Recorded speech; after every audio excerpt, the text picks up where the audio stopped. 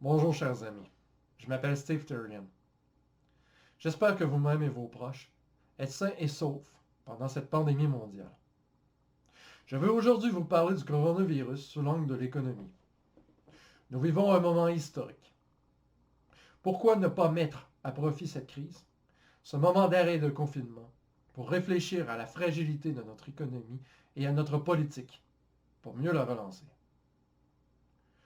Le gouvernement a pris des mesures sans précédent de confinement et de surveillance de la population, qui aura indéniablement des impacts économiques négatifs. J'avais d'abord prévu vous expliquer l'effet de toutes les mesures, mais je me limiterai à la première et à la plus importante, car positivement perçue, celle de l'emprunt supplémentaire injecté dans l'économie. Pour faire cela, notre Premier ministre a demandé les pouvoirs illimités. Les pouvoirs illimités. A accordé à son ministre de l'économie le pouvoir de taxer et d'emprunter, sans passer par l'autorisation du Parlement. Heureusement, et malgré la critique qu'ils ont reçue, je tiens à féliciter les conservateurs d'avoir empêché cette mesure qui leur ont donné mauvaise presse, mais j'espère bonne conscience. J'ai décidé de faire cette vidéo parce que j'ai vu les réactions positives du plan d'allocation d'aide de Trudeau dans les commentaires des journaux. Et je pense que cette réaction positive est principalement due à une mauvaise compréhension de l'économie en général. Un plan d'allocation sous forme, répétons-le, de demande de pouvoir illimité, qui est un risque non seulement pour la démocratie, parce que plus que jamais en situation de crise, nous avons besoin de tempérer l'abus de pouvoir d'un pouvoir qui avait déjà échoué en temps normal. Et qui d'autant plus ne représente pas une bonne solution. Il faut donc éviter les catastrophes de cette mauvaise improvisation. Et à mon humble avis, notre Premier ministre n'a pas de plan réel. La réaction est celle habituelle de nos gouvernements petits bourgeois, qui est celle de s'endetter. Et c'est comme si ce ne serait là que leur seule solution et la seule solution qu'ils connaissent. Sauf que si en temps normal on achète la paix sociale par un tel procédé, on pourrait bien, en temps de crise, l'achever.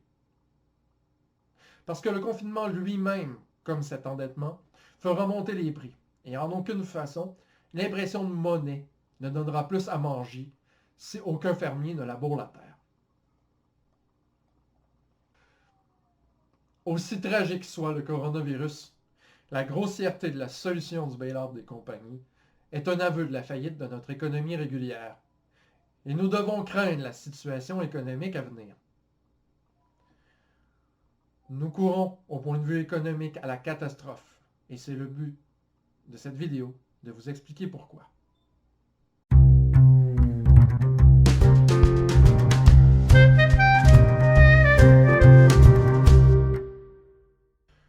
Le premier point qu'on va aborder, c'est celui de l'investissement ou le programme d'aide qui est basé sur de l'endettement.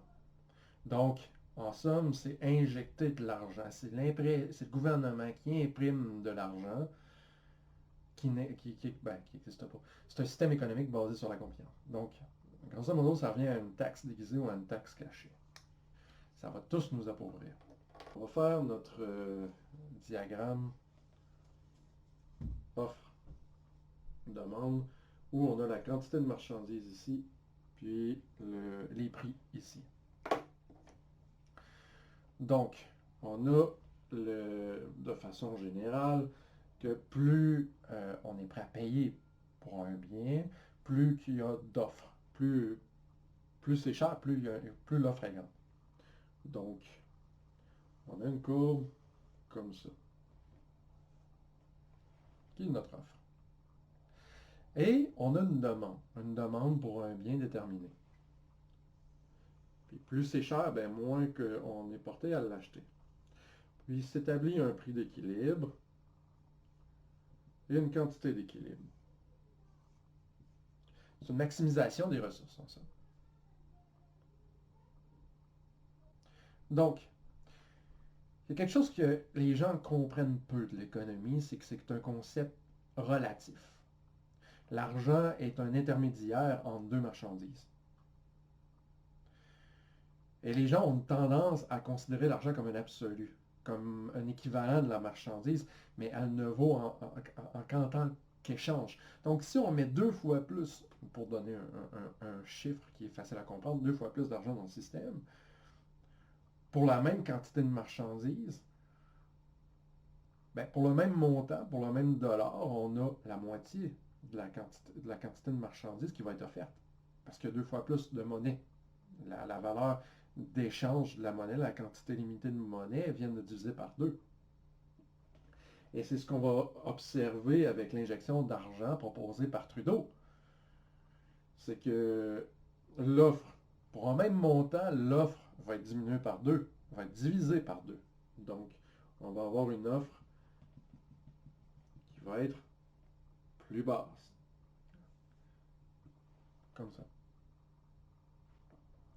Le deuxième point, c'est que pour un même montant, parce qu'il y a plus d'argent dans le système,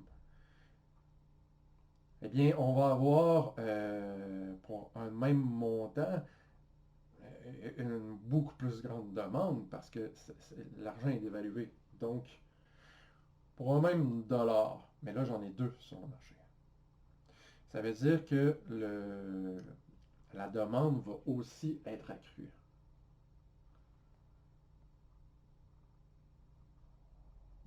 Elle va être multipliée par 2. Donc, on va atteindre un nouveau point d'équilibre pour la même quantité de marchandises où le prix va être, le deuxième prix va être plus gros. Mais vous allez avoir la même quantité de marchandises. On peut l'illustrer aussi de cette façon-là. C'est-à-dire, on a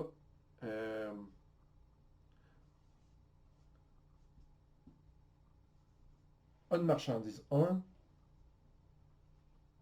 une marchandise A et une marchandise B, qui a un équivalent en dollars. Ben, si je mets 2 fois le montant dans l'économie, c'est l'équivalent de diviser la marchandise en 2. Donc, le dollar vaut maintenant la moitié de la marchandise parce qu'il y a 2 fois plus d'argent dans le système. Permettez-moi de l'expliquer avec un bon vieux jeu de Monopoly. Alors, on a une grosse hôtel à Place du Parc. Une grosse cabane qui vaut pas mal d'argent. De l'autre côté, sur l'avenue Virginia, on a une petite cabane. Et pour les besoins de la démonstration, on va aller à le Vermont. On va leur attribuer des valeurs. Attribuer des valeurs à notre propriété. Donc, la place du parc vaut 500 $ en valeur relative. Parce que les autres sont prêts à payer le 500 $ pour avoir avenue du parc. C'est toujours un comparatif ou un relatif. Avenue Virginia, ben, c'est 250 $ et on a 100, 200. 250 pour la place Vermont. Donc, voici pour le marché courant. Bon. Ce que Trudeau s'apprête à faire, ou ce qu'il a déjà fait, par la mesure d'aide gouvernementale, c'est d'injecter 500 nouveaux dollars dans le jeu. Alors, on va dire que pour les besoins de la démonstration, ils viennent les offrir à tous nos joueurs également. Eh bien, ce que ça fait, on a 1000 $ de plus et on avait 1000 $ dans le jeu. Ça veut dire que l'avenue du parc vaut maintenant 1000 $ et les deux ici valent 500. Donc, l'avenue Vermont vaut 500 et l'avenue Virginia vaut 500. C'est les nouveaux prix du marché. Donc, vous comprendrez que si votre salaire est évalué à, par exemple, 500 $, eh bien, sa valeur vient de diminuer de moitié. Donc, on comprend que notre économie, notre argent ne vaudra plus rien. C'est de l'inflation. C'est la première conséquence des mesures d'aide gouvernementale. Votre 2000 $ ne vaudra pas le 2000 $ auquel vous êtes habitué. On vient d'appauvrir tout le monde.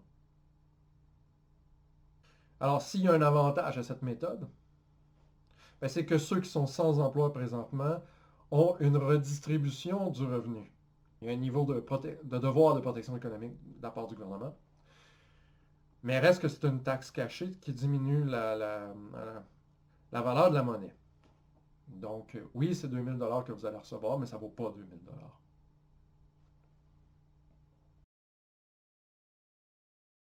Piste de solution.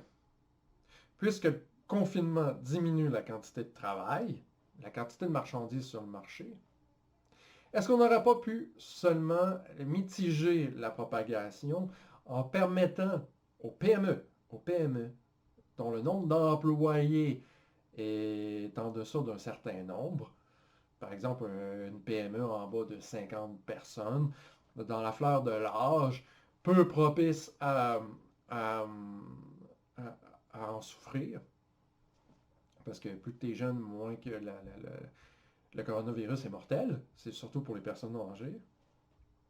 On n'aurait pas pu permettre aux PME de fonctionner et de transférer la production vers l'équipement médical, la production d'équipement médical. Parce que ça aurait fait circuler l'argent et la grosse problématique qu'on a, c'est pas d'arrêter le coronavirus, on ne pourra pas le faire. Mais c'est de permettre une gestion des ressources et, comme dirait Arruda, de aplatir la courbe. Donc, si on aurait réinjecté davantage de ressources dans notre économie, on aurait eu plus, on aurait refait circuler l'argent, on aurait refait circuler la production, on aurait eu moins besoin de confinement et on aurait été mieux en mesure de combattre l'épidémie et la pandémie. Une autre solution auquel je réfléchis, euh, puisqu'en réinjectant ou en empruntant de l'argent, on crée une inflation et une dévaluation de la monnaie, on comprend qu'on n'aurait pas dû rajouter de l'argent dans le système, puis même à la limite d'en enlever.